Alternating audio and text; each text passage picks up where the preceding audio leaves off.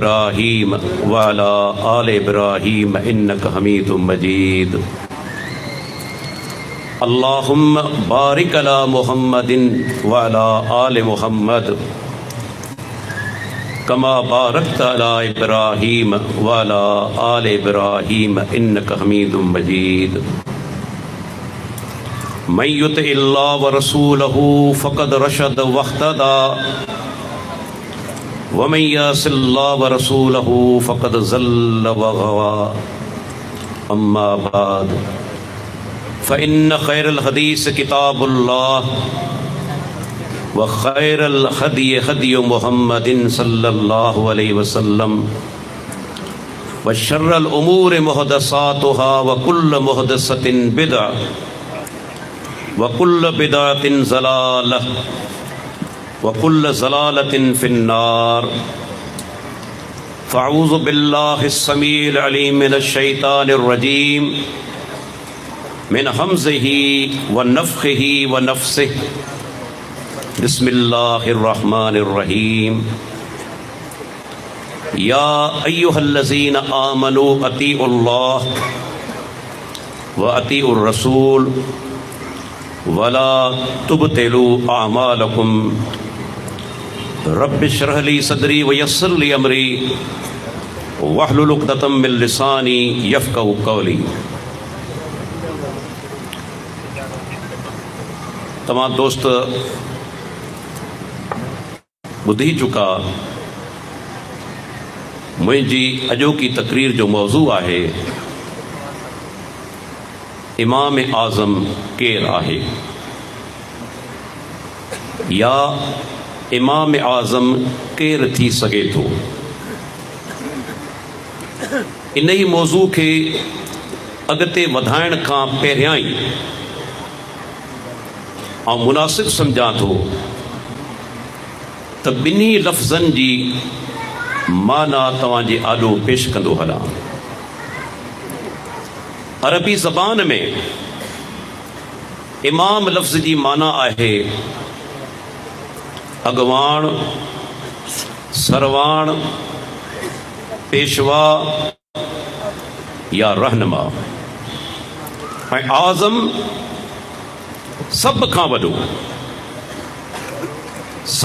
वॾो अॻवाण या रहनुमा। हाणे सुवाल थो पैदा थिए त दीनी लिहाज़ खां, शरई लिहाज़ खां सभ खां वॾो इमाम केरु आहे।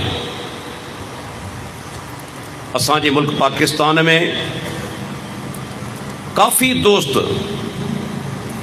उन्हनि जे नज़दीक इमाम अबू हनीफ़ा रहमतुल्लाह अलैह इमाम आज़म आहे,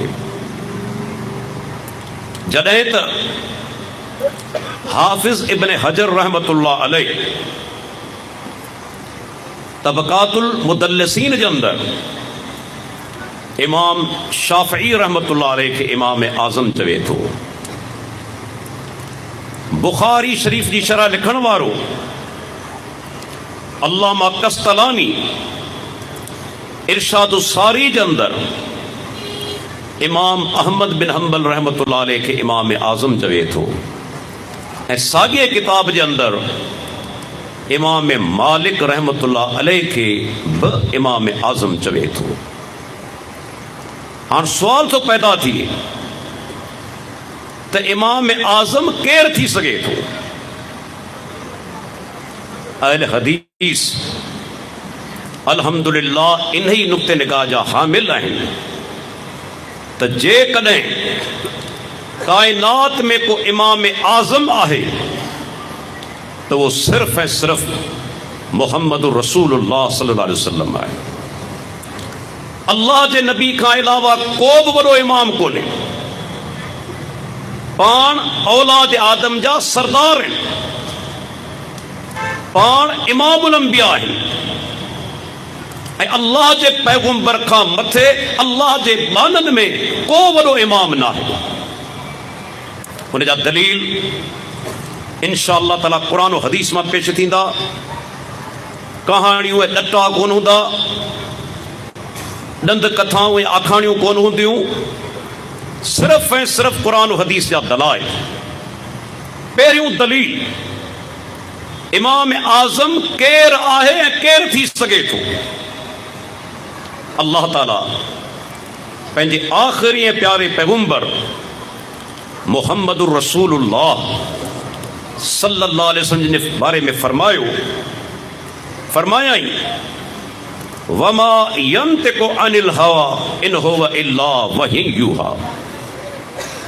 मुंहिंजो पैगंबर जॾहिं बि ॻाल्हाए थो अल्लाह जी वही सां ॻाल्हाए थो, पंहिंजी ख़्वाहिश सां ऐं पंहिंजी मर्ज़ी सां कोन थो ॻाल्हाए। मूंखे ॿुधायो इहो दर्जो, इहो मक़ाम के उम्मती जो आहे जो जॾहिं बि ॻाल्हाए अल्लाह जी वही सां ॻाल्हाए। हत्ता कि इहो मक़ाम के सहाबी जो भी कोन्हे, न अबू बकर सिद्दीक जो आहे, न उमर फारूक जो आहे, न उस्मान गनी जो आहे, न अली मुर्तज़ा जो आहे रज़ी अल्लाह अन्हुम, न के ताबई तबो ताबई जो आहे। इहो जेकॾहिं मक़ाम आहे ऐं शान आहे त मुहम्मद रसूलुल्लाह सल्लल्लाहु अलैहि वसल्लम जो आहे। ॾिसो दलाइल आहिनि। सैयदना अब्दुल्लाह बिन अमर बिन आस रज़ी अल्लाह अन्हुमा अज़ीम सहाबी आहे। हदीस सुनन अबी दाऊद जी, मुस्नद अहमद जी चवे थो अल्लाह जो प्यारो पैगंबर जेका बि ॻाल्हि कंदो हो ऐं उनखे लिखी छॾींदो हुअसि। मूंसां बाद माण्हुनि ॻाल्हि कई, अब्दुल्ला अल्लाह जो नबी बि इंसान आहे, कॾहिं कावड़ में कॾहिं ख़ुशी में। इते हिकिड़ो नुक़्तो आहे, उन दौर जा माण्हू अल्लाह जे नबी खे इंसान तस्लीम कंदा हुआ। अॼु असांजा मुस्लमान भाइर बि अहिड़ा आहिनि जेके चवनि था त पैगंबर इंसान न आहे। केॾी वॾी जहालत आहे, केॾी वॾी बेवकूफ़ी आहे। अल्लाह जा बानो कॾहिं क़ुरान करीम ते त गौर करियो, लक़द कान लकुम फी रसूलिल्लाहि उस्वतुन हसना। अल्लाह ताला फरमातो तहक़ीक़ मुसलमानों तव्हां जे लाइ अल्लाह जे नबी जी ज़िंदगी में बेहतरीन नमूनो आहे। हाणे जेकॾहिं पैगंबर इंसान न आहे त मूंखे ॿुधायो इंसाननि जे लाइ नमूनो कीअं बनबो? इंसान जे लाइ नमूनो जिन कोन थींदो, इंसान जे लाइ नमूनो मलाइको कोन थींदो। इंसान जे लाइ जेकॾहिं नमूनो थी सघे थो सिर्फ़ ऐं सिर्फ़ इंसान थी सघे थो। ऐं अल्लाह जो प्यारो पैगंबर इंसान आहे, उनजे इंसान हुजण जो इनकार करण क़ुरान हदीस जो इनकार आहे। अब्दुल्ला तू हर ॻाल्हि लिखी थो। अब्दुल्ला बिन अमर बिन आस चवे थो मूं लिखण बंदि करे छॾियो। ज़िक्र कयमि अल्लाह जे नबी सां, चवण लॻसि अल्लाह जा नबी किन माण्हुनि चयो तव्हीं बि इंसान आहियो, कॾहिं कावड़ में कॾहिं ख़ुशी में, तंहिंजे करे हाणे तव्हांजी हर ॻाल्हि कोन थो लिखां। अल्लाह जे प्यारे पैगंबर मुहम्मद रसूलुल्लाह सल्लल्लाहु अलैहि वसल्लम छा फरमायो ऐं मूंखे ॿुधायो इहो दर्जो के ॿिए इंसान जो या के उम्मती जो आहे। पाण फरमाइनि था उक्तुब, अब्दुल्ला लिखंदो वञ, वल्लज़ी नफ़्सी पे यदही मा यख़रुजु मिन्हु इल्ला हक़। पंहिंजे वात मुबारक ॾांहुं ज़बान मुबारक ॾांहुं इशारो कंदे चवनि था उन रब जो कसम जंहिंजे हथ में मुंहिंजी जान आहे, अब्दुल्ला हिन ज़बान मां सवाइ हक़ जे ॿी का बि ॻाल्हि कोन निकिरंदी। आहे को दर्जो के उम्मती जो को इमाम दावा कंदो, को सहाबी दावा करे सघे थो त जेकी कुझु मुंहिंजे ज़बान मां निकिरे थो हक़ आहे। अल्लाह अकबर। तव्हां ॾिसो इमाम अबू हनीफा रहमतुल्लाह अलैह, असांजा केतिरा दोस्त इमाम साहब खे इमाम आज़म चवनि था, पर ॿुधाईंदो हलां इमाम अबू हनीफा रहमतुल्लाह अलैह पंहिंजे शागिर्द खे छा थो चवे। जॾहिं वाक़ियो तव्हीं ॿुधंदा ख़बर पइजी वेंदी त नबी छा आहे, उम्मती छा आहे, पैगंबर जो मक़ाम छा आहे, उम्मती जो दर्जो छा आहे। हवालो इमाम यहया बिन मईन जो किताब तारीख़ इब्न मईन, ख़तीब बगदादी जो किताब तारीख़ बगदाद, सही सनद सां वाक़ियो आहे। इमाम अबू हनीफा रहमतुल्लाह अलैह एक दफ़े अचे थो, ॾिसे त संदसि शागिर्द कादी अबू यूसुफ इमाम साहब जेका ॻाल्हि करे उनखे लिखे पियो, जेका ॻाल्हि ज़बान मां कढे शागिर्द उनखे नोट पियो करे। इमाम अबू हनीफा रहमतुल्लाह अलैह छा चयो पंहिंजे शागिर्द खे, वहक या याकूब ला तक्तुब कुल मा तस्मउ मिन्नी इन्नी अरा रायल यौम व अतरुकहु गदा। ऐं अबू यूसुफ तो ते अफ़सोस आहे, मुंहिंजी हर ॻाल्हि न लिखंदो वञ। ॾिसो इमाम साहब मने पियो करे, इहो आहे उम्मती जो दर्जो, मुंहिंजी हर ॻाल्हि लिखंदो न वञ।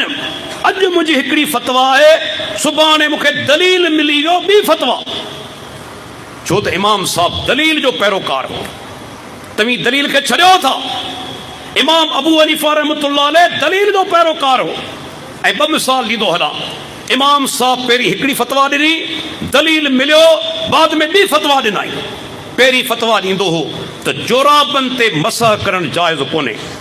अॼु बि असांजा दोस्त जोराबनि ते मसह कोन कंदा आहिनि, जेके उन जा ठहियल चमड़े जा मोज़ा उन ते मसह कंदा आहिनि, लेकिन उन जा जेके जोराब आहिनि उन्हनि ते मसह कोन कंदा आहिनि। इमाम अबू हनीफा रहमतुल्लाह अलैह वफ़ात खां 3 ॾींहं अॻु में रुजू कयो ऐं जोराबनि ते मसह जो क़ाइल थियो।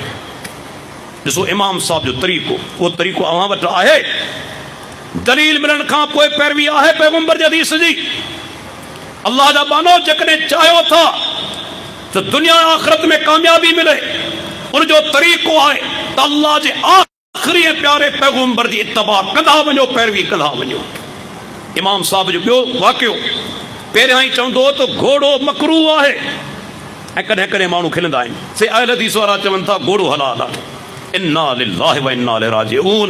जॾहिं क़ौम जहालत जो शिकार थी वञे, जॾहिं मौलवी तबको मुतासिब थी वञे, हदीसनि जे किताबनि खां परे थी वञे, त पोइ अहिड़ियूं ॻाल्हियूं कंदा न। मुंहिंजे साम्हूं सही बुखारी खणी आ, सही मुस्लिम खणी आ, तुंहिंजो किताब शरह मानिल आसार खणी आ, उन खां पोइ बश्ती ज़ेवर खणी आ, तालीमुल इस्लाम खणी आ, मारिफुल हदीस खणी आ, तुंहिंजा किताब आहिनि। ये सभु छा था लिखनि त घोड़ो हलाल आहे। सभ खां वॾी ॻाल्हि त अल्लाह जे नबी जो फरमान आहे न। पैगंबर जो फरमान अची वियो कि मां जे पुट में जुरत न आहे जो पैगंबर जे फरमान सां मुक़ाबिलो करे, कंहिंजी जुरत न आहे, छो त अल्लाह जे नबी जो जेको मक़ाम आहे उनखे अॼु ताईं दुनिया जो को इंसान पहची न आहे सघियो। जॾहिं पैगंबर चवे थो हलाल आहे, कंहिंखे जुरत न आहे जो चवे थो हराम या मकरूह आहे। इमाम अबू हनीफा वफ़ात खां अॻु में रुजू कयो ऐं चयाईं त घोड़ो हलाल आहे। अल्लाह अकबर। ॾिसो उम्मती आहे न, तॾहिं चवे थो मुंहिंजी हर ॻाल्हि न लिख, पर अल्लाह जो नबी छा थो चवे, अब्दुल्ला मुंहिंजे ज़बान मज़ा सिवाय हक़ जे ॿी का बि ॻाल्हि कोन निकिरंदी। ऐं ॾिसो अल्लाह जो प्यारो पैगंबर जॾहिं वही नाज़िल थींदी हुई, उन खां पोइ पंहिंजी ज़ुबान मुबारक खोलींदा हुआ। 2 वाक़िया पेश कंदो हलां। जंग ओहद लॻी, हिकिड़ो सहाबी आहे साद बिन रबी रज़ी अल्लाह अन्हु, हदीस सही बुखारी जी, उहो शहीद थी वियो।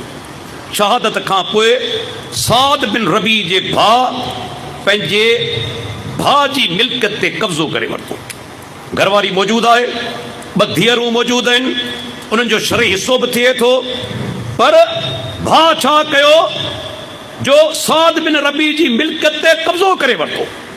साद बिन रबी रज़ी अल्लाह अन्हु जी घरवारी हली आई, या रसूल अल्लाह, मुंहिंजे ॾेर मुंहिंजे घरवारी जी मिल्कियत ते कब्ज़ो करे वरितो आहे, मूंखे हिसो कोन थो ॾे, धीअरनि खे हिसो कोन थो ॾे। छा मुंहिंजो हिसो कोन्हे, धीअरनि जो हिसो न आहे? फसकत नबी सल्लल्लाहु अलैहि वसल्लम, बुखारी जा लफ़्ज़ पाण सगुरा ख़ामोश थी विया ऐं वही जो नुज़ूल शुरू थियो। ॾिसो इहो फ़र्क़ु आहे उम्मती ऐं पैगंबर जो। वही जो नुज़ूल शुरू थियो, थोरी देरि खां पोइ पंहिंजो मथो मुबारक मथे खणनि था, पाण फरमाइनि था साद बिन रबी जे भाउ खे वठी अचो मुंहिंजे आॾो। जॾहिं उहो माण्हू अल्लाह जे प्यारे पैगंबर जे साम्हूं पए थो, पाण फरमाइनि था 8 हिसो घरवारी खे ॾे, 2/3 मिल्कियत, 2/3 जी माना 3 हिसा कया वञनि, उन वञा 2 हिसा धीअरनि खे ॾे, फमा बक़िय फहुव लक, बाक़ी जेका मिल्कियत बचे थी सा तुंहिंजी आहे।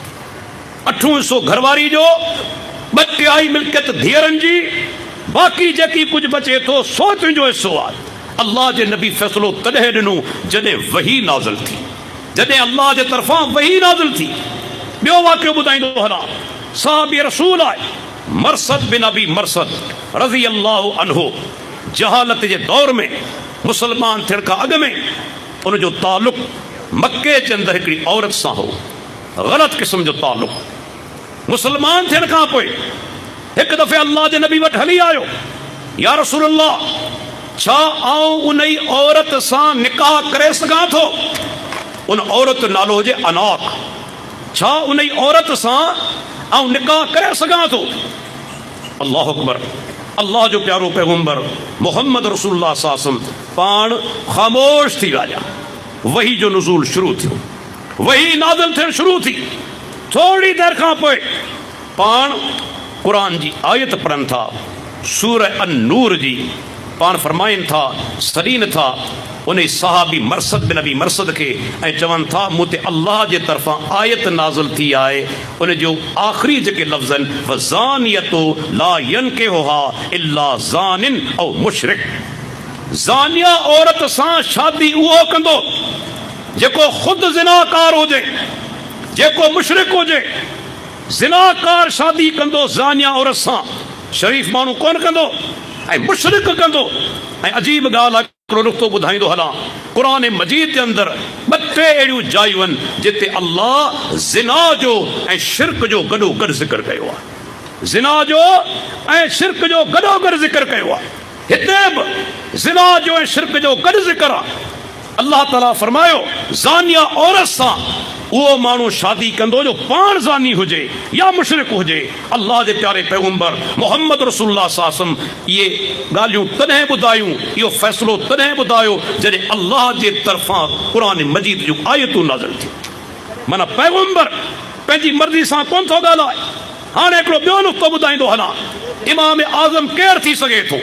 ऐं तव्हां दोस्तनि खां हिकिड़ो सुवाल करणु चाहियां थो, बल्कि जेसि ताईं मुंहिंजो आवाज़ पहुचे थो, हर मुफ़्ती खां, हर अल्लामा खां, हर फ़हामा खां सुवाल करणु चाहियां थो, जेकॾहिं को माण्हू इहो चवे त इमाम अबू हनीफ़ा खे इमाम कोन थो मञा, छा के मुफ़्ती में ताक़त आहे जो चवे तो तूं काफ़िर आहीं?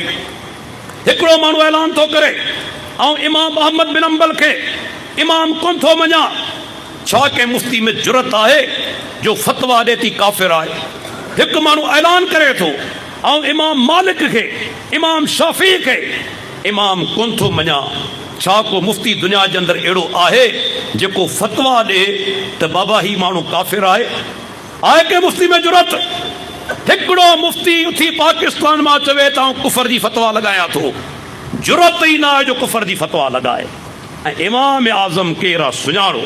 जेकॾहिं को माण्हू चवे त मोहम्मद रसूलुल्लाह सल्लल्लाहु अलैहि वसल्लम खे इमाम कोन थो मञा, उहो काफ़िर आहे। या इमाम आज़म पैगंबर जी इमामत जो इनकार करे काफ़िर आहे, पर जेकॾहिं उम्मती जी इमामत जो इनकार करे काफ़िर न आहे। इहो फ़र्क़ु आहे त हक़ीक़ी इमाम आज़म केरु आहे। अल्लाहु अकबर। ऐं दोस्तो, हक़ीक़ी इमाम आज़म केरु थी सघे थो? जंहिंजे बारे में अल्लाह ताला फरमायो। ऐं इहे लफ़्ज़ जेके हाणे पढ़ां पियो, मूंखे कंहिं ॿिए जे बारे में ॾेखारियो, तव्हांखे चैलेंज थो ॾियां। को हाफ़िज़ क़ुरान मूंखे इहे लफ़्ज़ कंहिं ॿिए जे बारे में ॾेखारे। अल्लाह ताला फरमाए थो, या अय्युहल्लज़ीना आमनू अतीउल्लाह व अतीउ रसूल व उलिल अम्र मिनकुम।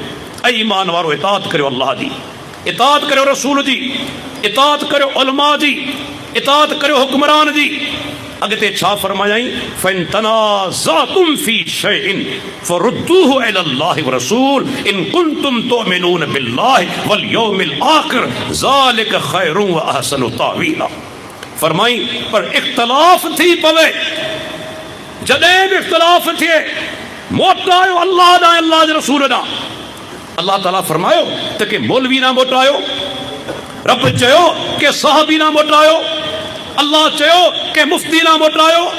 छा फरमायाई? इख्तिलाफ थी पवे मोटायो अल्लाह ॾांहुं, मोटायो अल्लाह जे रसूल ॾांहुं। जेकॾहिं तव्हां मोमिन आहियो, क़यामत ईमान आहे, जेकॾहिं तव्हांजो सचो ईमान आहे क़यामत ते मोमिन आहियो त पोइ मोटायो अल्लाह जे रसूल ॾांहुं। इन मज़ा उलमा नुक़्तो कढियो त जेकॾहिं इख़्तिलाफ़ खे अल्लाह रसूल नथो मोटाए माना ईमान उनजो सही कोन्हे। ईमान सही कोन्हे। ईमान सही हूंदो मोटाईंदो अल्लाह ॾांहुं, मोटाईंदो अल्लाह जे रसूल ॾांहुं।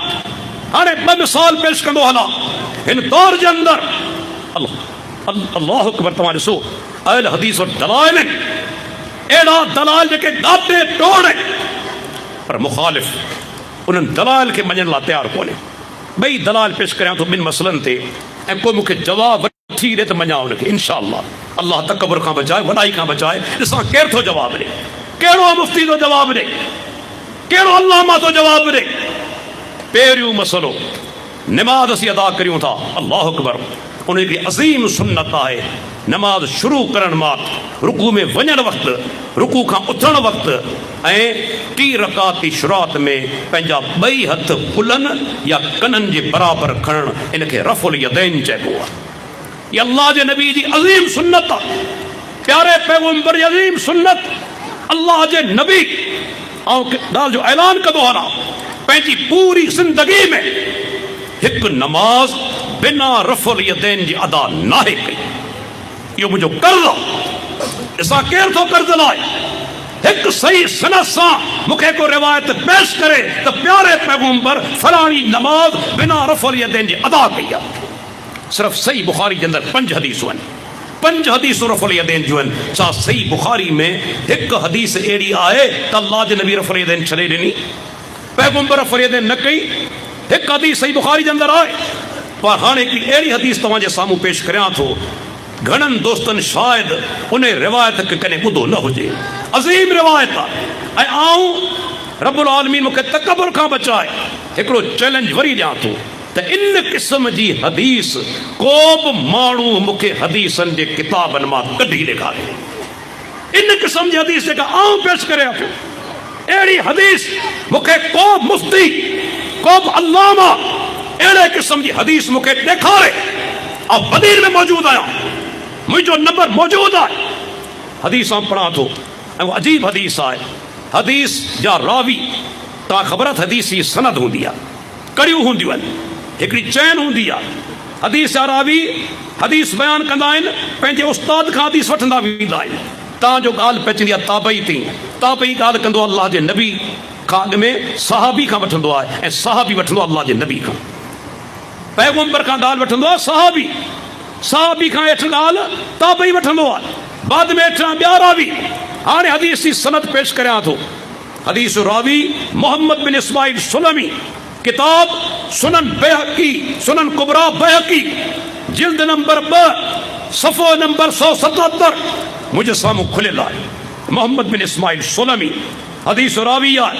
चवे थो मूं नमाज़ पढ़ी, अरबी इबारत वॾी थी वेंदी, काफ़ी टाइम लॻी वेंदो, तंहिंजे करे मुख़्तसर करियां थो सिंधी तर्जुमे सां त मूं नमाज़ पढ़ी पंहिंजे शेख अबू नौमान मोहम्मद बिन फज़ल जे पोयां। मूं पंहिंजे उस्ताद जे पोयां नमाज़ पढ़ी जंहिंजो नालो आहे अबू नौमान मोहम्मद बिन फज़ल। मुंहिंजे उस्ताद नमाज़ शुरू करण महिल पंहिंजा ॿई हथ जेके से कुलनि जे बराबरि खयां, जॾहिं रुकू में वियो तॾहिं बि हथ खयाई ॿई, रुकू खां उथियो तॾहिं बि ॿई हथ खयाई।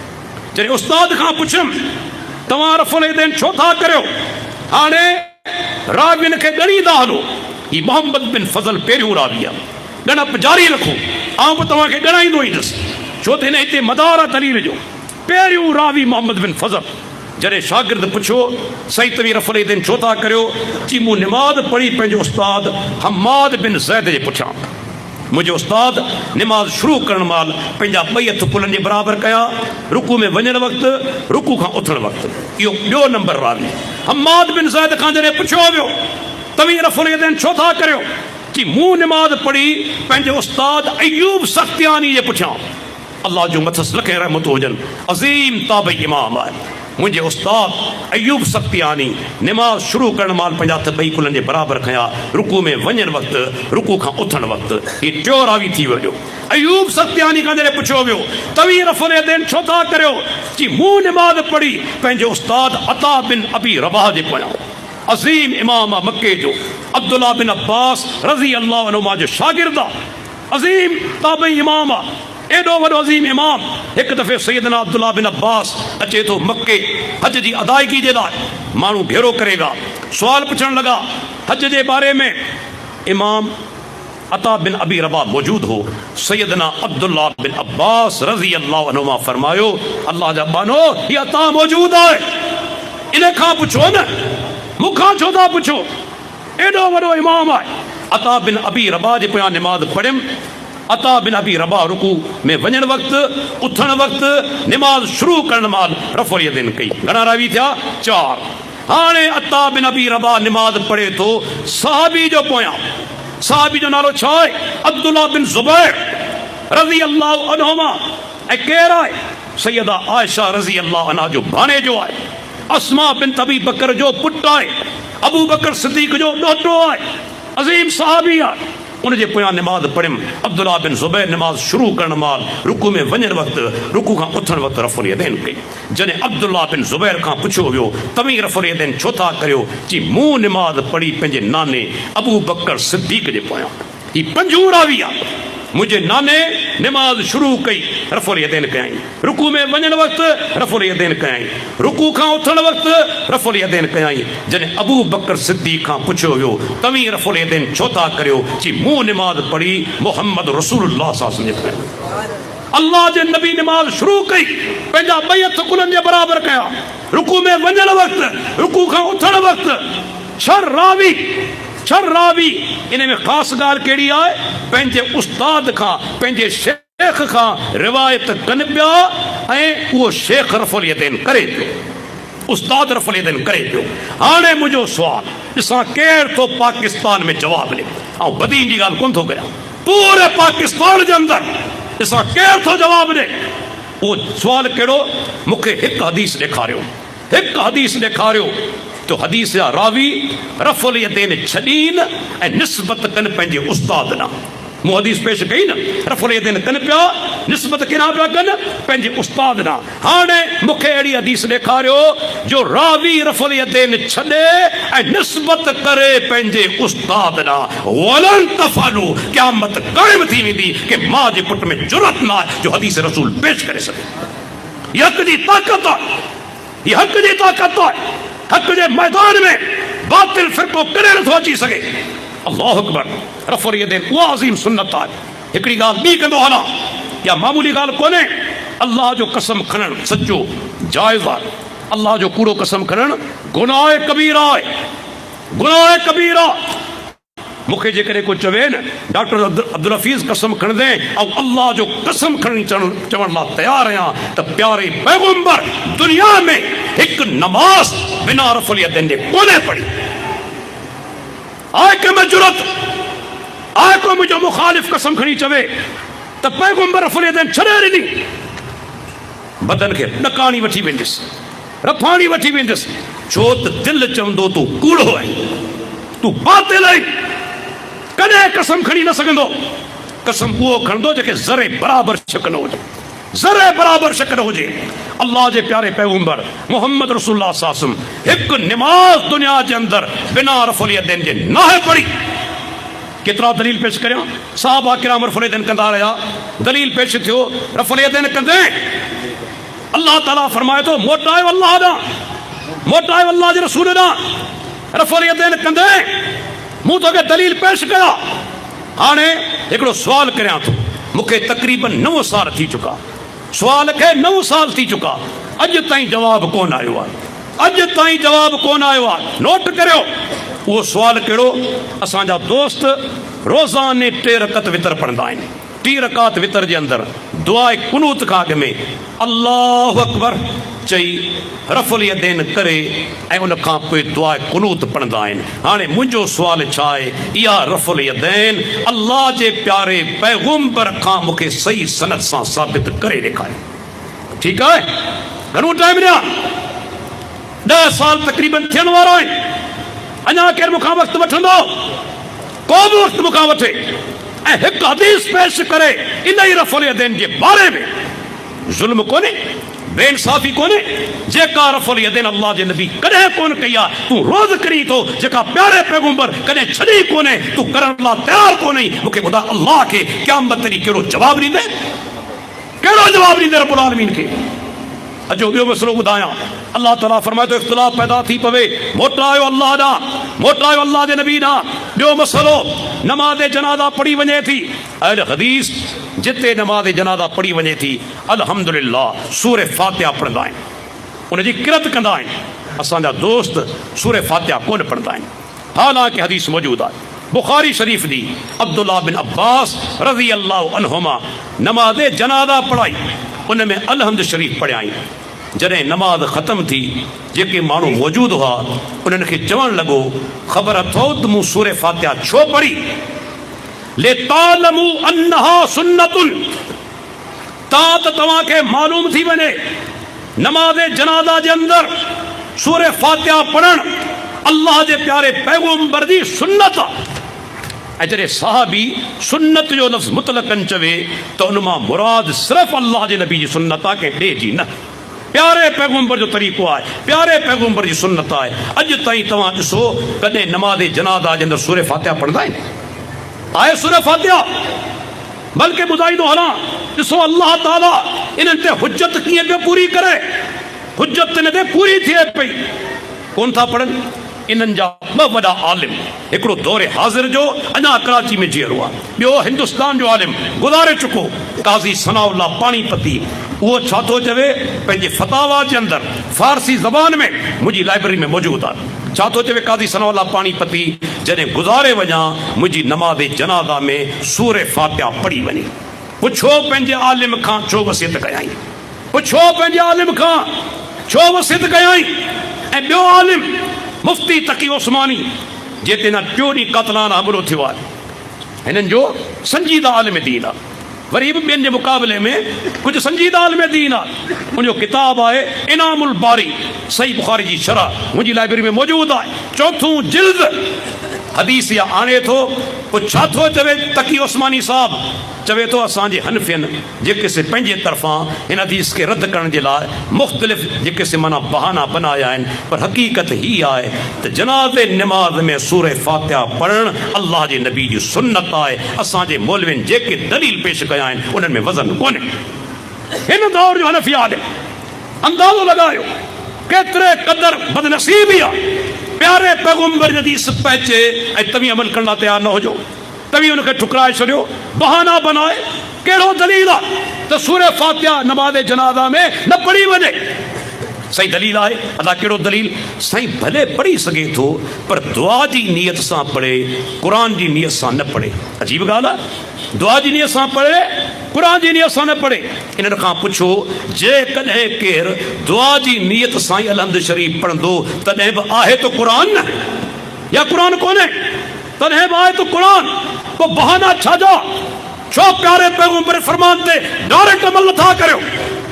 अल्लाह ताला फरमाए थो, जेॾे इख़्तिलाफ़ थी पवे मोटायो अल्लाह ॾांहुं, मोटायो अल्लाह जे रसूल ॾांहुं। ऐं उन खां पोइ दोस्तो इमाम आज़म उहो थी सघे थो जंहिंजे बारे में रब्बुल आलमीन क़ुरान में छा फरमायो, मई युतिइर रसूल फ़क़द अता अल्लाह। इहे लफ़्ज़ के ॿिए जे बारे में मूंखे ॾेखारियो के ॿिए जे बारे में। फरमायाई जंहिं मुंहिंजे रसूल जी इताअत कई उन ख़ुदि अल्लाह जी इताअत कई, जंहिं प्यारे पैगंबर जी इताअत कई ख़ुदि अल्लाह ताला जी इताअत कई। ये लफ्ज़ कुरान में के ॿिए जे बारे में आया आहिनि, के मुफ्ती जे बारे में, के साहबी जे बारे में, के आलिम जे बारे में, कंहिंजे बारे में कोन आया आहिनि। ऐं तव्हां ॾिसो असीं अल्लाह जे नबी जी इताअत करियूं था, बाज़ औक़ात ईअं थींदो आहे जो क़ुरान जो आम हुक्म नबी उनखे ख़ासि करे छॾींदो आहे, प्यारो पैगंबर उनखे ख़ासि करे छॾींदो आहे। अल्लाह ताला क़ुरान में फरमायो, इन्नमा हर्रम अलैकुमुल मैतत वद्दम वलहमल खिंज़ीर वमा उहिल्ल बिही लिग़ैरिल्लाह। फरमाई अल्लाह 4 शयूं तव्हां ते हराम कयूं आहिनि, हर मोइल शइ हराम आहे। फरमाई रत हराम आहे, सूअर जो गोश्त हराम आहे, जंहिं शइ ते अल्लाह खां सवाइ ॿिए जो नालो पुकारियो वञे हराम आहे। हाणे हिते अल्लाह ताला हर मोइल शइ खे हराम करार ॾिनो। ऐं पुछणु चाहियां थो, पोइ तूं बाज़ार में वञी थो ऐं मुहाणे खां तूं मच्छी वठी थो, उहा मुई पई आहे, साह कोन थी खणे, छो थो खाई? छाजे लाइ खाई थो? जॾहिं त अल्लाह ताला फरमाए थो हर मोइल शइ हराम आहे, मच्छी मोइल आहे। कंहिं तोखे ॿुधायो त मच्छी मरी वञे तॾहिं बि हलाल आहे? मोहम्मद रसूलुल्लाह सल्लल्लाहु अलैहि वसल्लम। या इमाम आज़म, या सब खां वॾो इमाम कुरान जे आम हुकम खे ख़ासि करे थो। अञा ॿियो दलील ॾींदो हलां, असांजा केतिरा दोस्त हाजी सगोरा हज करे आया आहिनि। जॾहिं 9 तारीख़ ज़ुल्हिज जी अरफात जो मैदान हूंदो आहे, इहो हज जो केॾो वॾो रुकन आहे। बिल फर्द जे करे को माण्हू अरफात मैदान में न पए थो, हज खां महरूम रहिजी वियो। हज कोन थींदो उन माण्हू जो जेको अरफात जे मैदान में न पए थो। लेकिन तव्हां ॾिसो 9 तारीख़ ज़ुल्हिज जी 35 खां 40 लख हाजी गॾु थियनि था। सिज अखियुनि जे आॾो लहे थो, गुरूब थिए थो। को हाजी उथी मगरिब जी नमाज़ पढ़े थो, सांझी जी नमाज़ पढ़े थो, छो नथो पढ़े? हालांकि अल्लाह ताला फरमायो इन्न सलात कानत अलल मोमिनीन किताब मौकूता, बेशक नमाज मोमिननि ते फर्ज़ आहे मुक़रर वक़्त ते। मगरिब जो टाइम आहे, सिज लथो, मगरिब जो वक़्तु थी वियो। हाणे मूंखे ॿुधायो त सिज लहे थो कि 30-35 लख हाजी मगरिब जी नमाज़ छो नथा पढ़नि? छाजे करे कोन था पढ़नि? इन जे लाइ नोट कंदा हलो इमाम आज़म केरु आहे, केरु थी सघे थो। अल्लाह जे प्यारे पैगम्बर 9 तारीख़ ते अरफात मैदान में मगरिब नमाज नाहे पढ़ी, हाणे कंहिंखे कोन्हे पढ़णी। अल्लाह जो प्यारो पैगम्बर सिज लथे खां पोइ उतां रवाना थियनि था, राति जो मुज़दलिफ़ा पहुचनि था, मगरिब इशा मिलाए पढ़नि था, मिलाए पढ़नि था। ॾिसो अल्लाह जे नबी जे अमल जी अहमियत। कुरान चवे थो नमाज जो वक़्तु मुक़रर आहे, सिज लथो, पर अॼु तव्हीं सांझी नमाज़ कोन पढ़ंदा, छो त मुंहिंजे प्यारे पैगम्बर नमाज़ कोन पढ़ी। हीअ आहे इमाम आज़म। ऐं ॿुधाईंदो हलां दोस्तो, अल्लाह जो प्यारो पैगम्बर इमाम आज़म छो आहे? इन जे करे बि आहे जेकॾहिं नबी फ़ैसिलो करे ऐं तव्हां तस्लीम न करियो, बेईमान आहियो। खोलियो कुरान मजीद सूरह निसा, अल्लाह ताला फरमाए थो फला व रब्बिक ला युमिनून हत्ता युहक्किमूक फीमा शजरा बैनहुम सुम्मा ला यजिदू फी अनफुसिहिम हरजम मिम्मा क़ज़ैत व युसल्लिमू तस्लीमा। फरमाई तुंहिंजे रब जो कसम, ऐ मोहम्मद सल्लल्लाहु अलैहि वसल्लम, तुंहिंजे रब जो कसम, ये मोमिन कोन आहिनि। केरु मोमिन कोन आहिनि? जेके पंहिंजे इख़्तिलाफ़नि में तोखां फ़ैसिलो नथा कराइनि, तोखां फ़ैसिलो नथा कराइनि। अॼु पाण में इख़्तिलाफ़ आहिनि, केतिरा इख़्तिलाफ़ आहिनि। असां कॾहिं अल्लाह जे नबी खां फ़ैसिलो करायो? अॼु प्यारो पैगम्बर दुनिया में न आहे, हदीसनि जा किताब त आहिनि न, मौजूदु आहिनि। केतिरा इख़्तिलाफ़। मिसाल हिकिड़ो ॿियो ॾींदो हलां, असांजे दौर जे अंदरि अल्लाह ताला रहम फरमाए हिकिड़ी गंदी आदत जेका असां निकिती आहे, तमामु ख़तरनाक इस्लामी मुआशिरे जे लाइ। छोकिरी पंहिंजे घरां निकिरी वञे थी ऐं कोर्ट में पहुची पंहिंजे दोस्त सां शादी करे थी। पीर राज़ी न आहे, वली राज़ी न आहे, वारिस राज़ी न आहे, कोर्ट फ़ैसिलो ॾे थी निकाह सही आहे। लेकिन ॿुधाईंदो हलां, दीन चवे थो निकाह बातिल आहे, निकाह ग़लति आहे। आऊं कोन थो चवां, अल्लाह जे नबी जो फरमान आहे ला निकाह इल्ला बि वली, वली राज़ी न आहे निकाह कोन थींदो, निकाह न थींदो। हाणे पीउ नाराज़ आहे, छोकिरी घरां भॼी वई ऐं कोर्ट में पहुती, छा हुनजो निकाह सही थींदो? इख़्तिलाफ़ पैदा थियो आहे। असां हदीस ना ॻाल्हि खे मोटायो, असां प्यारे पैगम्बर जो फरमान ॾिठो। अल्लाह जो नबी छा थो चवे? ॿी हदीस लफ़्ज़नि पाण सगोरा फरमाइनि था, जेका औरत वली जी इजाज़त खां सवाइ निकाह करे थी, पाण फरमाइनि था फ़निकाह हुआ बातिलुन, फ़निकाह हुआ बातिलुन, फ़निकाह हुआ बातिलुन। 3 दफ़ा चवनि था उन औरत जो निकाह बातिल आहे, बातिल आहे, बातिल आहे। ऐं चवंदो आहियां माफ़ कजो, अहल हदीस तव्हांजी इज़तनि जो मुहाफ़िज़ आहे, तव्हांजी इज़तनि जो मुहाफ़िज़ आहे। जेके मौलवी फ़तवाऊं ॾीनि था ही निकाह थी वञे थो, उहे तव्हांजी इज़तनि जा मुहाफ़िज़ कोन्हे, बल्कि असांजे इस्लामी मुआशिरे जे अंदरि उनजो अख़लाक़ी ॾेवालो कढण वारा आहिनि, अख़लाक़ी ॾेवालो कढण वारा आहिनि। अहल हदीस तव्हांजी इज़तनि जो मुहाफ़िज़ आहे। ॿियो दलील ॾींदो हलां, ॾिसो इख़्तिलाफ़ पैदा थियो, हिकिड़े माण्हू पंहिंजी ज़ाल खे हिकु जाइ ते 3 तलाक़ूं ॾिनियूं। अहल हदीसी फ़तवा आहे इहा 1 तलाक़ आहे। छो 1 तलाक़ आहे? सही मुस्लिम जी हदीस मौजूद आहे। अब्दुल्लाह बिन अब्बास रज़ी अल्लाह अन्हुमा चवे थो, अल्लाह जे प्यारे पैगम्बर जे ज़माने में, अबू बकर सिद्दीक़ जे दौर में ऐं सैयदना उमर बिन ख़त्ताब जे खिलाफ़त 2 सालनि में, जॾहिं हिकु जाइ ते 3 तलाक़ूं थींदियूं हुयूं, उनखे 1 तस्लीम कयो वेंदो, उनखे 1 तस्लीम कयो वेंदो। अहल हदीस अॼु बि फतवा ॾे थो इहा हिकु तलाक आहे। ख़बर अथव हिंदुस्तान जी सुप्रीम कोर्ट बि इहो फ़ैसिलो ॾिनो त बाबा इहा हिकु तलाक आहे। तलाक खेल मज़ाक कोन्हे, गुॾियुनि जी रांदि कोन्हे जो ईअं टुटी पवे, बल्कि इस्लाम सोचण जो मौक़ो ॾिनो आहे। इस्लाम सोचण जो फ़िक्र करण जो मौक़ो ॾिनो आहे। हाणे हिकिड़ो आम दलील पेश करियां, थोरो गौर सां ॿुधिजो। हीअ दलील थोरो नओं आहे, हीअ दलील थोरो नओं आहे। जॾहिं अहल हदीस निकाह पढ़ाईंदा आहिनि, अदा असीं छोकिरी जे पीउ खां या घोट खां घणा दफ़ा पुछंदा आहियूं त फलाणी छोकिरी तोखे क़बूल आहे? घणा दफ़ा? हिकु दफ़ा पुछंदा आहियूं न। हे घणा दफ़ा पुछंदा आहिनि? 3 दफ़ा। पोइ 3 दफ़ा पुछंदा आहिनि हिकिड़ो निकाह थियो या 3 निकाह थिया? हिकिड़ो निकाह थियो या 3 निकाह थिया? पुछी 3 दफ़ा थो क़बूल आहे, क़बूल आहे, क़बूल आहे। हिकिड़ो निकाह, 3 निकाह। जॾहिं हुते हिकिड़ो निकाह आहे त हिते बि हिकिड़ी तलाक आहे, हिते बि हिकिड़ी तलाक आहे। तलाक तलाक तलाक हिकु तलाक आहे। तूं 3 दफ़ा चवी थो निकाह निकाह निकाह, इहो हिकु निकाह हिकु दफ़ा थींदो। अल्लाहु अकबर, किथे ताईं पिया था रहियो? ही वाज़े दलील मौजूदु आहे, वाज़े हदीस मौजूदु आहे, पर ख़बर अथव फतवा छा था ॾियनि? इन्ना लिल्लाहि व इन्ना इलैहि राजिऊन। जॾहिं हिकिड़े अमरा पंहिंजी ज़ाल खे 3 दफ़ा तलाक ॾिनी, वियो मौलवी वटि, हाणे छा चवंदो? हिन जो हलालो थींदो। हलाल जी माना ख़बर अथव? को गैरतमंद माण्हू इहे लफ़्ज़ पंहिंजी ज़बान मां कोन कढंदो, हया वारो बयान ई कोन कंदो। दीन इस्लाम गैरत जो दीन आहे, हया वारो दीन आहे। उन में अहिड़े बातिल रस्म जी का गुंजाइश कोन्हे।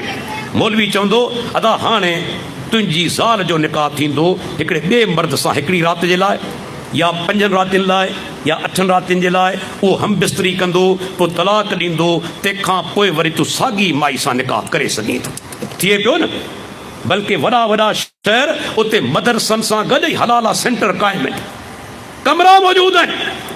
तलाक ॾियण वारा वठी ईंदा आहिनि पंहिंजी माई खे, निकाह थींदो आहे मदरसे जे के छोरे सां, ऐं उहो वरी वञी सां हम बिस्तरी कंदो आहे। इन्ना लिल्लाहि व इन्ना इलैहि राजिऊन। ज़ुल्म आहे, ही बेहयाई आहे, ही बेहयाई आहे। दीन इस्लाम गैरत वारो दीन आहे। कॾहिं अहिड़ी शइ सेखारींदो, बल्कि ॿुधाईंदो हला इंशाअल्लाह। हीअ बि हिकिड़ो नओं दलील आहे त क़ुरान 2 लफ़्ज़नि जे अंदरि निकाह जो मक़सदु बयानु कयो आहे। हीअ क़ुरान जी अज़मत आहे, ऐं इन ई लफ़्ज़नि वॼां 2 बातिल निकाह जो रद्द थिए थो। क़ुरान में अल्लाह ताला छा फरमायो? जॾहिं इंसान निकाह करे थो, मोहसिनीन गैर मुसाफ़िहीन, मोहसिनीन गैर मुसाफ़िहीन माना मालूम अथव? जॾहिं मोमिन निकाह कंदो आहे त नियत हूंदी आहे जंहिं औरत सां निकाह करियां पियो हमेशह मुंहिंजे निकाह जी क़ैद में रहंदी। हिसनि जी माना किलो, हमेशह मुंहिंजे निकाह में रहंदी। भला जॾहिं तव्हां शादी कई, मूं शादी कई, पाण जी नियत छा हूंदी आहे त इंशाअल्लाह इहा घरवारी हमेशह मुंहिंजे निकाह में रहंदी आहे न। जेकॾहिं के पीउ खे ख़बर पइजी वञे त पंहिंजी न्याणी जेके परिणाए पियो ॾियां 5 सालनि खां पोइ मुंहिंजी न्याणी खे तलाक ॾेई छॾींदो, उहो पीउ पंहिंजी न्याणी उनखे निकाह में ॾींदो? कॾहिं कोन ॾींदो। छो त निकाह जो मक़सदु आहे हमेशह जे लाइ, 5 ॾींहं 8 ॾींहं न। इन मज़ा मालूम थियो हलालो बातिल आहे, मुद्दो बातिल आहे, मुद्दो बातिल आहे, हमेशह रखण जी नियत कोन्हे। हलालो बातिल आहे, हमेशह रखण जी नियत कोन्हे। क़ुरान जे 2 लफ़्ज़नि 2 बातिल निकाहनि जूं परखचा उड़ाए छॾिया। 2 बातिल निकाहनि जा 2 लफ़्ज़नि क़ुरान जे। अल्लाहु अकबर। दोस्तो, तंहिंजे करे अल्लाह जे नबी फरमाना लान अल्लाहुल मुहल्लिल वल मुहल्लल लहू, अल्लाह जी लानत आहे हलाले करण वारे ते, अल्लाह जी लानत आहे जंहिंजे लाइ हलालो कयो वञे। मूंखे ॿुधायो, अॼु ताईं मौलवी फतवा ॾींदा पिया, अॼु ताईं फतवा ॾींदा पिया। मरण जो डपु कोन थो, मरंदा कोन, हमेशह वेठा हूंदा। मौत अचण वारो आहे ऐं रब जे साम्हूं खड़ा थींदा। जवाब तव्हांखे ॾियणो पवंदो। तव्हां प्यारे पैगंबर जी हदीसनि खे रद्द कयो आहे, तव्हां क़ौम जो अखलाक़ी ॾेवाड़ो कढियो आहे। अल्लाहु अकबर। अल्लाह ताला फरमाए थो पैगंबर जो जेको फ़ैसिलो नथो तस्लीम करे उन में ईमान आहे ई कोन। ऐं ॿुधाईंदो हलां दोस्तो, इमाम अबू हनीफ़ा खे असांजा दोस्त नन इमाम आज़म। हाणे दलील पेश करियां। इमाम साहब जा 2 मशहूर शागिर्द आहिनि, घणा शागिर्द मशहूर आहिनि, ॿिया बि आहिनि पर मशहूर बि आहिनि, काज़ी अबू यूसुफ ऐं इमाम मोहम्मद। 2 शागिर्दनि ख़बर अथव 2 मसलनि में पंहिंजे इमाम जो कौल तस्लीम कोन कयो आहे। 2 सम्झायां सादनि लफ़्ज़नि में, 100 मञा तक़रीबन 66 सैकड़ो, 100 मञा तक़रीबन 66 सैकड़ो शागिर्दनि उस्ताद खे मञियो ई कोन्हे। जेके शागिर्द न मञी सो इमाम आज़म। इमाम आज़म उहो आहे जंहिंसां इख़्तिलाफ़ थी सघे ई कोन। इहो आहे इमाम आज़म। जेके शागिर्द न मञी उहे इमाम आज़म हुआ जंहिंसां इख़्तिलाफ़ करण वारो इस्लाम मां ख़ारिज थी वेंदो। हाणे 5 मिसाल पेश करियां थो। शागिर्दनि जी फतवा हिकिड़ी, इमाम जी फतवा ॿी।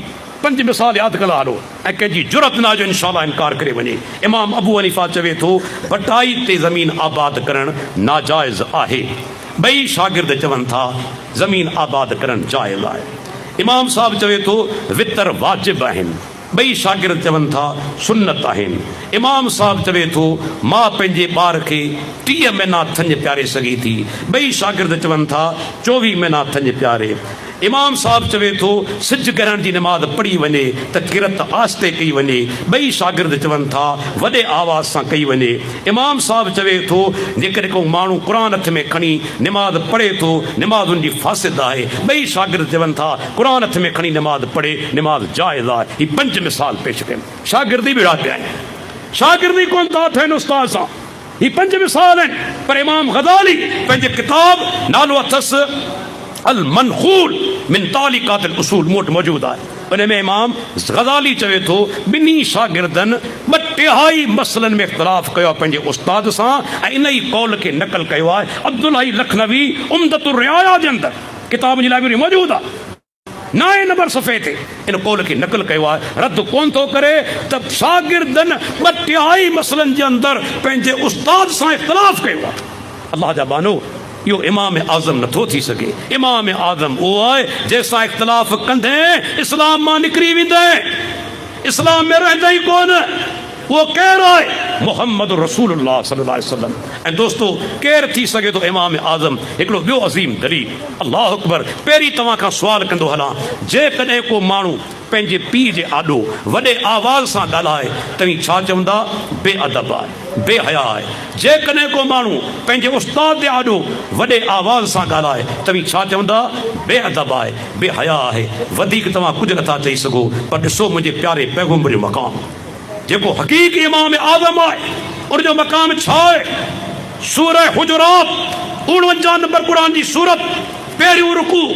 अल्लाह ताला छा थो फरमाए? या अय्युहल्लज़ीना आमनू ला तरफ़उ अस्वातकुम फ़ौक़ सौतिन नबी वला तजहरू लहू बिलक़ौलि कजहरि बाज़िकुम लिबाज़िन अन तहबत अअमालुकुम व अंतुम ला तशऊरून। ऐ ईमान वारो, मुंहिंजे पैगंबर जे आॾो आवाज़ बुलंद न करियो जी हिक ॿिए खे वॾे सॾियो था। ईअं आवाज़ बुलंद न करियो मतां तव्हांजा अमल बर्बाद थी वञनि, तव्हांखे ख़बर बि न पवे। या मुंहिंजो प्यारो पैगंबर वॾे आवाज़ सां ॻाल्हाए अमल चट थी वेंदा हुआ। मूंखे ॿुधायो आहे अहिड़ो को ॿियो माण्हू जंहिंजे साम्हूं वॾे आवाज़ सां ॻाल्हायो अमल चट थी वञनि? हिकिड़ो मूंखे ॾेखारियो। उथी चओ त डॉक्टर साहब फलाणो माण्हू वॾे सॾ ॻाल्हाईंदासीं अमल चट थी वेंदा। इहो दर्जो जेकॾहिं आहे त सिर्फ़ु ऐं सिर्फ़ु मुहम्मद रसूलुल्लाह सल्लल्लाहु अलैहि वसल्लम। ऐं सिर्फ़ु ऐं सिर्फ़ु ॿ दलील ॿिया पेश कंदो हलां। अञा घणा दलील आहिनि पर मुंहिंजा मुअज़्ज़ज़ महिमान पोयां वेठा आहिनि। ॿी ॻाल्हि, इमाम आज़म उहो थी सघे थो जंहिंजी ॻाल्हि ख़ुदि दलील हुजे। ॿियनि खां दलील पुछिबो, मूंखां दलील तव्हीं पुछंदा, सहाबा खां दलील पुछंदा, मुफ्ती खां दलील पुछंदा, पर मुहम्मद रसूलुल्लाह खां दलील के नथो पुछी सघे, छो त हुनजो फरमान ख़ुदि दलील आहे। पैगंबर खां दलील पुछंदे इस्लाम मज़ा निकिरी वेंदे। पैगंबर जो फरमान ख़ुदि दलील आहे। ॿियनि खां दलील पुछिबो, हत्ता के सहाबी खां दलील पुछियो वेंदो। तव्हां ॾिसो केतिरा वाक़िया आहिनि। हिकिड़ो वाक़ियो पेश कंदो हलां। सैयदना अली मुर्तज़ा रज़ी अल्लाह अन्हु, अल्लाह अकबर। सैयदना उस्मान गनी जो दौरे ख़िलाफ़त आहे, ऑर्डर जारी कयाई हज तमत्तो न करियो। सैयदना अली मुर्तज़ा उथी बीह रहियो, ऐराम ॿधी। अल्लाह अकबर छा थो चवे? मा कुन्तु लिअदा सुन्नत नबी सल्लल्लाहु अलैहि वसल्लम लिक़ौल अहदिन। ऐं पैगंबर जी सुन्नत खे कंहिंजे कौल जे करे नथो छॾे सघां। ख़लीफ़े राशिद चवे थो कोन थो मञे, अली मुर्तज़ा कोन थो मञे ख़लीफ़े राशिद जी ॻाल्हि। चवे थो पैगंबर जो फरमान अची वियो उनजे मुक़ाबले में ऐं कंहिंजी ॻाल्हि तस्लीम न कंदसि। ॿियो दलील, सैयदना उमर इब्न ख़त्ताब रज़ी अल्लाह अन्हु दौरे ख़िलाफ़त आहे, हिकिड़ी चरी औरत खां ज़िना थी वियो। सैयदना उमर इब्न ख़त्ताब ऑर्डर जारी कयो, रजम कयो वञे। सैयदना अली मुर्तज़ा रज़ी अल्लाह अन्हु थी बीठो ते अमीरुल मोमिनीन, ये औरत चरी आहे। 3 अहिड़ा माण्हू आहिनि जिन तां कलम खयो वियो आहे, जिन खे सदा कोन ईंदी। हिकिड़ो सुतल जेसि ताईं सुजाॻ थिए, हिकिड़ो बेअक़ल जेसीं उनखे अकुल अचे। जेसि ताईं उनखे अकुल अचे ऐं हिकिड़ो ॿार जेको वॾो थिए। इहे टे जेके माण्हू अहिड़ा आहिनि जिन तां कलम खयो वियो आहे, मरफूल कलम इहे इन तां कलम खयो वियो आहे। चरियो जेसि ताईं समझदार थिए। अली मुर्तज़ा रज़ी अल्लाह अन्हु हदीस रसूल पेश कई। उमर फारूक रज़ी अल्लाह अन्हु फरमायो, अली अल्लाह तोखे जज़ाए ख़ैर अता फरमाए, अल्लाह तोखे जज़ाए ख़ैर अता फरमाए। ॾिसो पैगम्बर फरमान जी अहमियत। ऐं उन खां पोइ आख़िरी दलील ॾींदो हलां त इमाम आज़म केरु थी सघे थो जंहिंजे फ़ैसिले खे तव्हीं अॻिते चैलेंज न करे सघो। पाकिस्तान आहे न, जेकॾहिं सेशन कोर्ट फ़ैसिलो ॾे तव्हीं अपील दाख़िल कंदा हाई कोर्ट में, ठीकु आहे। हाई कोर्ट फ़ैसिलो तव्हांजे ख़िलाफ़ ॾे, तव्हीं अपील किथे दाख़िल कंदा? सुप्रीम कोर्ट में। पर सुप्रीम कोर्ट जेकॾहिं अव्हांजे ख़िलाफ़ फ़ैसिलो ॾे, हाणे केॾांहुं वेंदा? का वाह आहे, को रस्तो आहे? त यादि रखी छॾियो, मोहम्मद रसूलुल्लाह सल्लल्लाहु अलैहि वसल्लम जो जॾहिं फरमान अची वञे, फतवा अची वञे, पैगम्बर जो कौल अची वञे, हाणे तव्हीं पैगम्बर जे कौल खे कंहिं ॿिए जे साम्हूं खणी कोन वेंदा। जी सुप्रीम कोर्ट जो फ़ैसिलो हाई कोर्ट में कोन वेंदो। अल्लाह जे नबी जो फरमान हुक्म जेको आहे उनखे के उम्मती जा आॾो कोन आणबो। या गुस्ताखी आहे पैगम्बर जी। इहो आहे इमाम आज़म जंहिंजे फ़ैसिले खे तव्हीं चैलेंज नथा करे सघो। अवां सहाबी जे फ़ैसिले खे चैलेंज करे सघो था, अवां ताबी जे फ़ैसिले खे चैलेंज करे सघो था, अवां तबो ताबी जे फ़ैसिले खे चैलेंज करे सघो था। पर जॾहिं मोहम्मद रसूलुल्लाह सल्लल्लाहु अलैहि फरमान मुबारक अची वञे तव्हीं उनखे चैलेंज नथा करे सघो। दोस्तो अञा बि हिकिड़ो दलील ॾींदो हलां, मुंहिंजा 3-4 मिंट बाक़ी आहिनि। त इमाम आज़म उहो थी सघे थो, अल्लाहु अकबर, जेकॾहिं हा चवे तॾहिं बि दीन, न चवे तॾहिं बि दीन, ख़ामोश रहे तॾहिं बि दीन। इहो दर्जो कंहिं ॿिए जो आहे? ॾेखारियो मूंखे। हा चवे तॾहिं बि दीन, न चवे तॾहिं बि दीन, ख़ामोश रहे तॾहिं बि दीन। हा चवे थो, पाण सुगरा हिकु दफ़े फरमाइनि था, अल्लाह ताला अवां मां जेके सरंदी वारा आहिनि तिन ते हज फ़र्ज़ कयो आहे। हिकिड़ो माण्हू उथी बीठो, या रसूलल्लाह, छा हज हर साल फ़र्ज़ आहे? पाण छा था फरमाइनि? लौ कुल्तु नअम लवजबत, जेकॾहिं चवां हा हर साल हज फ़र्ज़ थी वञे। अल्लाहु अकबर, इहो मक़ाम के ॿिए जो आहे? हा चवां हा हर साल हज फ़र्ज़ थी वञे ऐं न चवे। अल्लाहु अकबर, केतिरा दलील आहिनि। हिकिड़े साहबी जो, या रसूलल्लाह, आउं चाहियां थो आख़िरी मुंहिंजो वक़्तु आहे, पंहिंजे माल जेको मिल्कियत आहे उन मां 2/3 या पूरी मिल्कियत जेका सा माना उनजी वसियत कंहिं ॿिए जे नाले करे वञा, वसियत करे वञा, फलाणे खे ॾिजो। पाण फरमाइनि था, अल्लाह न। हाणे क़ाइदो आहे, को बि माण्हू पंहिंजी ज़िंदगी में 1/3 खां मथे माल जी वसियत नथो करे सघे। जेकॾहिं तव्हीं के ख़ैराती इदारे खे ॾियणु चाहियो था, मदरसे खे ॾियणु चाहियो था, यतीम खाने खे ॾियणु चाहियो था, पंहिंजी ज़िंदगी में पंहिंजी मिल्कियत मां 1/3 खां मथे वसियत नथा करे सघो, छो त पोयां वारिसनि जो हक़ आहे। उहो ख़तमु न आहे करणो। पैगम्बर सिर्फ़ु ला चयो, शइ दीन बणिजी वई। ऐं टियों मिसाल ख़ामोशी। हिकिड़े साहबी अल्लाह जे नबी सां गॾु निमाज़ पढ़ी फजर दी, जॾहिं निमाज़ ख़तमु थी उथी बीठो, 2 रकातूं वधीक पढ़णु लॻो। पाण सगोरा इंतज़ार में आहिनि। जॾहिं निमाज़ ख़तमु कयईं, पाण फरमाइनि था, तूं फजर जी निमाज़ 4 रकातूं पढ़ी थो? कि अल्लाह जे रसूल, जेके सुन्नतूं अॻु में पढ़ी कोन सघियसि से हाणे फ़र्ज़नि खां पोइ पढ़ी वठमि। फ़सक़त रसूलुल्लाह सल्लल्लाहु अलैहि वसल्लम, इब्न खुज़ैमा जी हदीस। पाण ख़ामोश रहिजी विया। हाणे क़यामत जे ॾींहं ताईं कानून आहे, जेकॾहिं फजर जूं सुन्नतूं अॻु में पढ़ी न सघिया आहियो, फ़र्ज़नि खां पोइ पढ़ी सघो था। पर हिन क़ौम ते माण्हू अफ़सोस करे। छा हिन क़ौम खे चवे? तव्हां हलिया वञो कंहिं बि मस्जिद में, अहले हदीस जी मस्जिद खे छॾे तव्हां ॾिसंदा फजर जी जमात हले पई, मौलवी क़ुर पढ़े पियो ऐं ॿाहिरि विरांडे में हमरा सुन्नतूं पढ़नि पिया। अल्लाहु अकबर, फ़र्ज़ निमाज़ हले पई, सुन्नतूं पढ़नि पिया।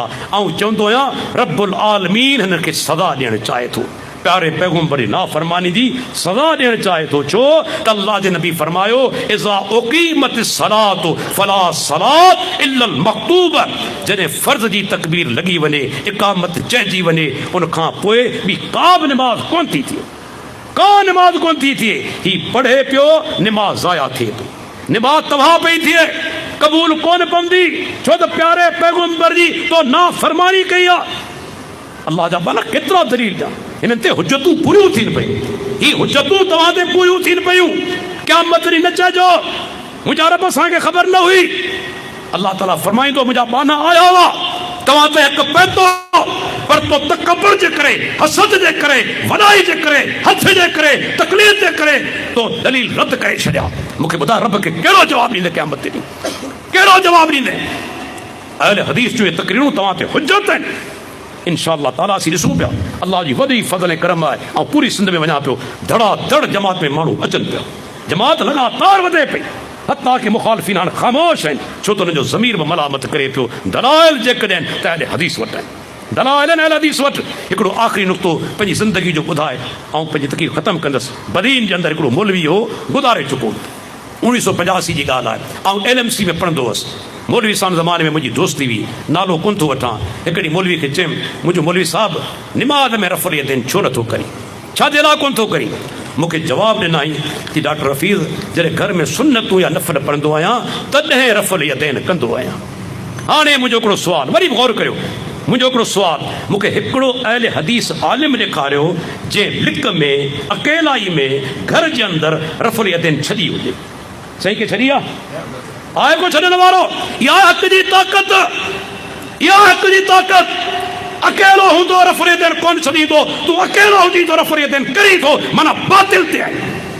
अल्लाह ताला खां दुआ आहे, अल्लाह ताला असांखे क़ुरान और हदीस ते अमल करण जी तौफ़ीक़ अता फ़रमाए, प्यारे पैगंबर मोहम्मद रसूलुल्लाह सल्लल्लाहु अलैहि वसल्लम जी पैरवी जी तौफ़ीक़ अता फ़रमाए। जमात अहले हदीस हिन धरती ते अल्लाह जे तरफ़ां हुज्जत आहे दोस्तो, छो त दलाइल सां ॻाल्हि कई वञे थी। अल्लाह ताला असांखे रियाकारी खां बचाए, असांजे प्रोग्राम खे कामयाब बनाए। असांजे मोहतरम दोस्त मौलाना साईं अब्दुल सत्तार समून साहब हफ़िज़ुल्लाह ते अल्लाह जो रहमत हुजनि, जॾहिं बहितरीन प्रोग्राम जो तमामु कयो आहे।